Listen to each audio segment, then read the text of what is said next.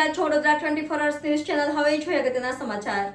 આજ રોજ 136 વાઘોડિયા વિધાનસભા બેઠક પરના કોંગ્રેસના ઉમેદવાર કનુભાઈ પૂંજાભાઈ ગોહિલના પ્રચાર અર્થે મધ્ય ગુજરાતના પ્રભારી ઉષાબેન નાયડુ ખાસ ઉપસ્થિત રહ્યા હતા।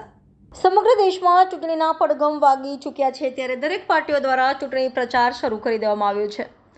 વડોદરાની વાઘોડિયા વિધાનસભા બેઠક ઉપર કોંગ્રેસના ઉમેદવાર કનુભાઈ પૂંજાભાઈ ગોહિલ દ્વારા પણ ચૂંટણીનો પ્રચાર શરૂ કરવામાં આવ્યો છે। આજ રોજ કોંગ્રેસના ઉમેદવાર કનુભાઈ પૂંજાભાઈ ગોહિલ દ્વારા વાઘોડિયા તાલુકાના વિવિધ ગામોમાં પ્રચાર પ્રસાર શરૂ કરવામાં આવ્યો હતો। કોંગ્રેસના ઉમેદવાર કનુભાઈ પૂંજાભાઈ ગોહિલને ઠેર ઠેર આવકાર મળી રહ્યો છે। કનુભાઈ પૂંજાભાઈ ગોહિલના પ્રચાર અર્થે આજરોજ મધ્ય ગુજરાતના પ્રભારી નાયડુ ખાસ ઉપસ્થિત રહ્યા હતા અને કનુભાઈ પૂંજાભાઈ ગોહિલ જંગી બહુમતીથી જીતશેનો આશાવાદ વ્યક્ત કર્યો હતો। તો બીજી તરફ કોંગ્રેસના ઉમેદવાર કનુભાઈ પૂંજાભાઈ ગોહિલ દ્વારા ભારતીય જનતા પાર્ટીના ઉમેદવાર ઉપર ટિપ્પણી કરતા જણાવ્યું હતું કે આ વખતે તેમને વાઘોડિયાની જનતા સ્વીકારશે નહીં અને તેનો વાઘોડિયાના વિસ્તારમાં વિવિધ ગામોમાં પ્રચાર અર્થે પણ લઈ જઈ શકે તેમ જણાવ્યું હતું। पूरा गुजरात में અને વડોદરા તાલુકા में ને જિલ્લા में બોર્ડો વાગી ગયો છે। જે એ લોકોના ભાજપના જે ઉમેદવારો અથવા તો આગેવાનોના મોડેથી જે ટિપ્પણીઓ નીકળી છે એના વિરોધમાં લોકોએ બોર્ડો મારી દીધો છે। ગામે ઉમેદવારે પેસવું નહીં, ભાજપના ઉમેદવારે પેસવું નહીં, એટલે ત્યાં જઈ અને લોકોનો અણગમો વરવો, લોકોનો રોષ વરવો એના કરતાં બેટર કે ના જવું કરશે એટલે નહીં જઈ શકે।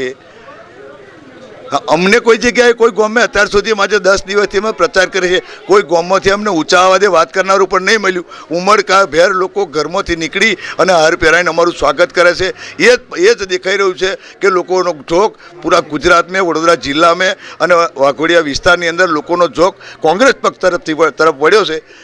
એટલે સમગ્ર જિલ્લો, સમગ્ર તાલુકો કોંગ્રેસની પડખે રહેશે અને શહેર અને જિલ્લાની અને વાઘોડિયા વિસ્તારની જનતા खोबे खोबे वाताल से અને કોંગ્રેસનો વિજય થશે। એમાં कोई मीनमेक नहीं। बहुत अच्छा लग रहा है, बहुत अच्छा माहौल है और हमें पूरा भरोसा है कि हम इस बार वाघोडिया सीट जीतेंगे।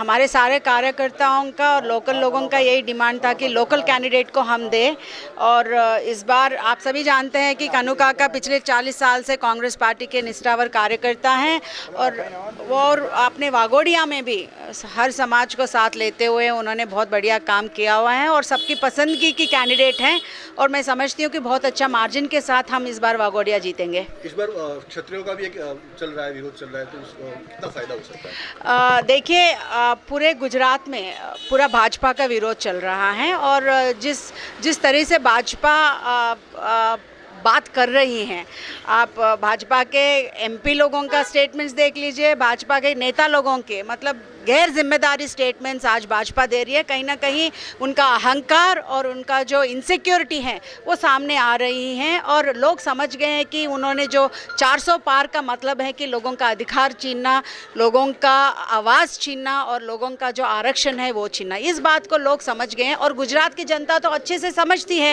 ये लोग अपना बजट निकालते हैं और बजट में पिछड़े वर्ग जो ओबीसी, एससी, एसटी, माइनॉरिटी हैं, जो 80% आबादी हैं, उनके लिए मात्र 1% भी आप उनके वेलफेयर के लिए नहीं रखते तो मतलब क्या है कि किस तरह से गुजरात जा रही है, गुजरात की नेतृत्व जा रही है, ये बात को लोग अच्छे से समझती हैं। अब कोई जुमलेबाजी से तो जाने वाले नहीं है। कल आपने देखा है कि प्रियंका जी की सभा में जब प्रियंका जी ने पूछा कि क्या हो गया नेता लोगों को, तो लोगों ने बोला है कि भाई उम्र आ गई है, कि उम्र का तबासा, क्या बोलते हैं, तकाजा, हाँ, ये उम्र का तमाजा है। तो समझना चाहिए कि भाई आपका टाइम आ गया है। ये जनता, गुजरात की जनता बोल रही है, हम नहीं बोल रहे हैं।